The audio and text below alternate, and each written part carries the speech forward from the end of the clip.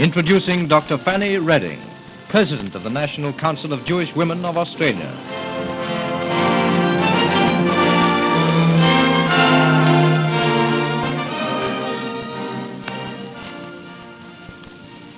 Great women imbued with ideals of service have always appealed to my imagination.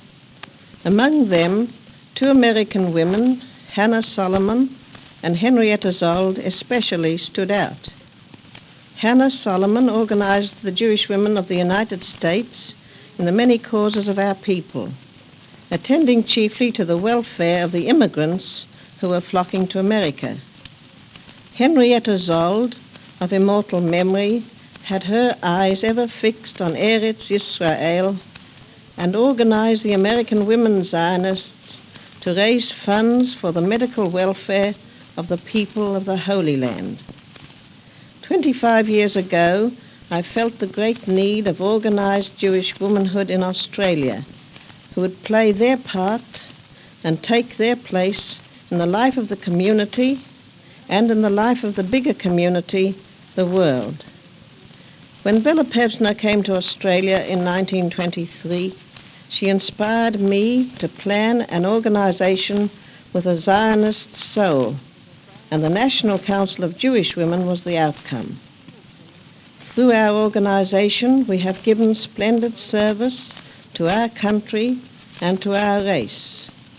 We have created for ourselves a glorious chapter in Australian Jewish history. And now, here our proud record, past, present, and future.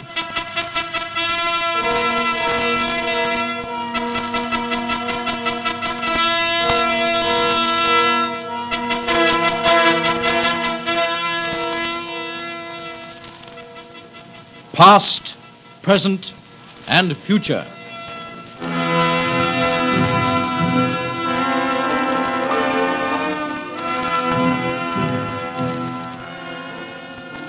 The story, the deeds, the performance and the successes of the National Council of Jewish Women of Australia in the past, in the present, and in the future. The story of the struggle and the triumphs of a band of Australian women bound up with the story of the suffering and the agony of the Jewish people.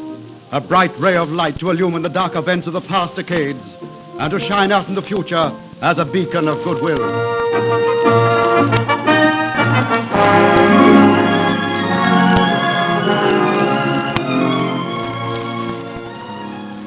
June 1923.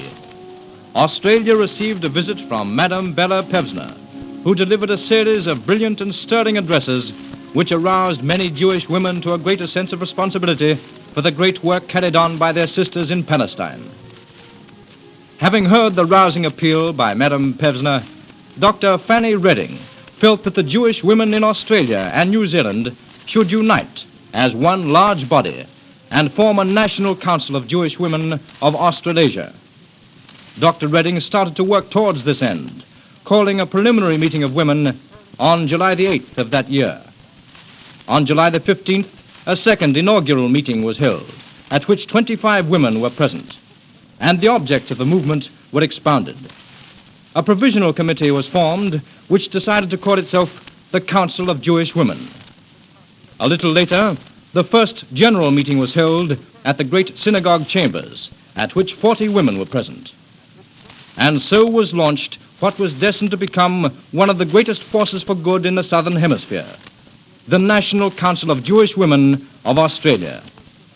Broadly, the program envisaged philanthropy, irrespective of race or creed, religious work, Zionist work, migrant welfare service, and education. In the first annual report, Dr. Fanny Reading said, "Your council, by its efforts in the educational, Zionist, social, and philanthropic sphere of communal activities, has provided the justification for its existence. It has brought together in more intimate association, fellowship, and understanding the women and girls of our community, resulting in satisfaction to themselves, benefit to the community, encouragement to the deserving, and assistance to the oppressed and needy of our brethren in foreign lands."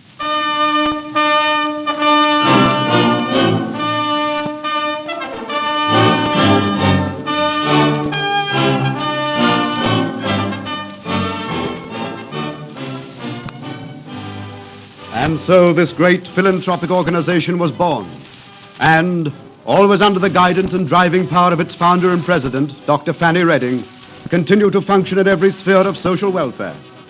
Nothing was too big or too small for this magnificent organization to undertake, and the members gave freely of their time, effort, and understanding for the welfare of the community as a whole.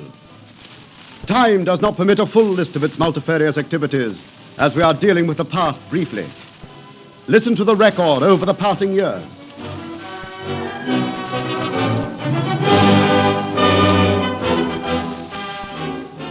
(1923), the National Council of Jewish Women formed in Sydney, together with a junior section.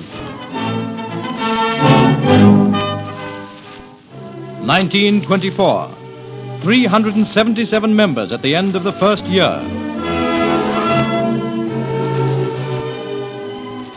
1926, the opening of the Sydney Infant Welfare Center in Tel Aviv, Palestine.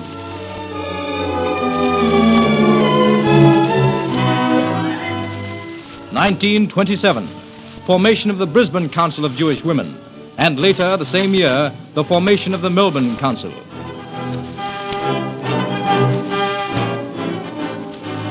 1928, opening of Jewish Men's Hostel in Sydney.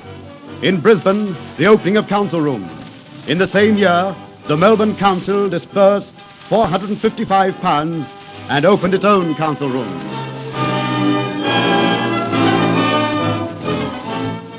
1929, Dr. Reading inscribed in the Golden Book in Palestine. The opening of new council rooms in Sydney and Castlereagh Street. First Jewish Women's Conference in Sydney, attended by 115 delegates from Australia and New Zealand. Council received an anonymous gift of £300 for Palestine maternity work. Council of Jewish Women formed in Perth. £643 raised almost at once. In this year, council sections formed also in Newcastle, Kalgoorlie, Adelaide, Ballarat, and Geelong.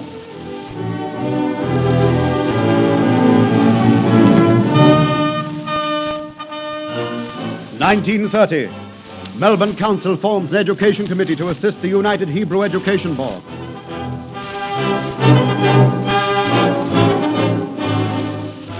1931, new council rooms for the Jewish C&Y Centre in the heart of Sydney.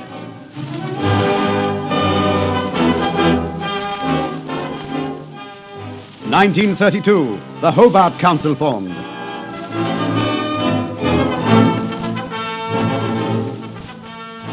1932-33, the years of the Depression. The council was tireless in its efforts to assist the needy, visiting hospitals, distributing parcels, clothing and money, and at the same time keeping up a continual supply of money and clothing to Palestine. Their efforts won the approbation of citizens of all creeds, statesmen, administrators, and visiting celebrities.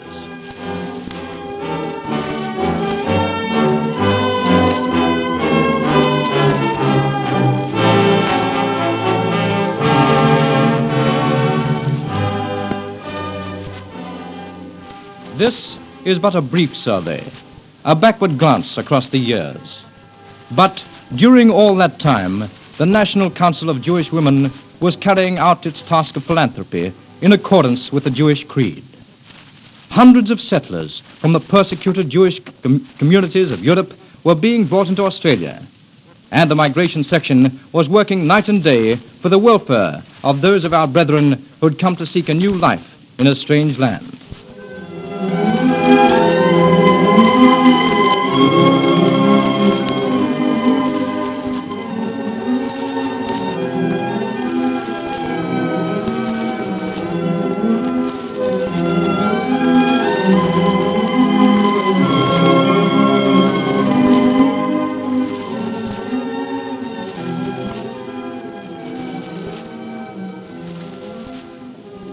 Palestine. Dear to the heart of every council member is the upbuilding of the national home in Palestine, now Israel. Mothers and children held our first claim. In response to Women's International Zionist Organization, Council founded Infant Welfare Center in Tel Aviv in 1924. Assisted in establishment of day nurseries, Children's Home, Mount Carmel, girls' agricultural schools.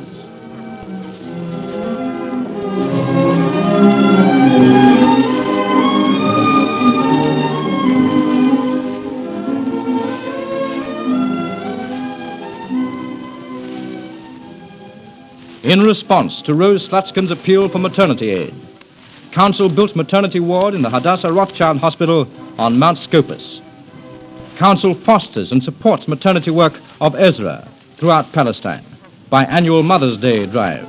In response to Henrietta Zoll's appeal for the children of Europe, Council assisted Youth Aliyah to transfer 22,000 children to Palestine by supporting every Youth Aliyah appeal. In response to the age-old decree, out of Zion shall go forth the law and the word of God from Jerusalem, Council established the Rose Mandelbaum and the Edward Maurice Raymond Scholarships, tenable at the Hebrew University on Mount Scopus. In response to the call for land and more land, Council supports every Jewish National Fund appeal. Melbourne Council establishes Dr Fanny Reading. Sections plant trees in Council forests.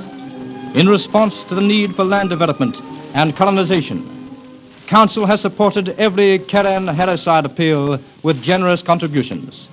Mogen David Adom, Jewish Red Cross, fired the imagination of Council's younger women. £1,000 was raised and instantly dispatched.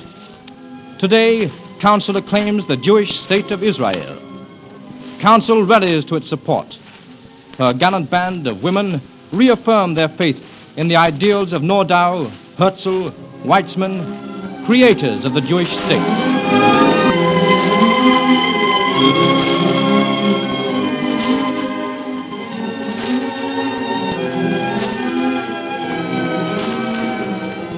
Every form of entertainment was enlisted to raise money for our suffering and dispossessed people. Hospitals were visited, beds undired.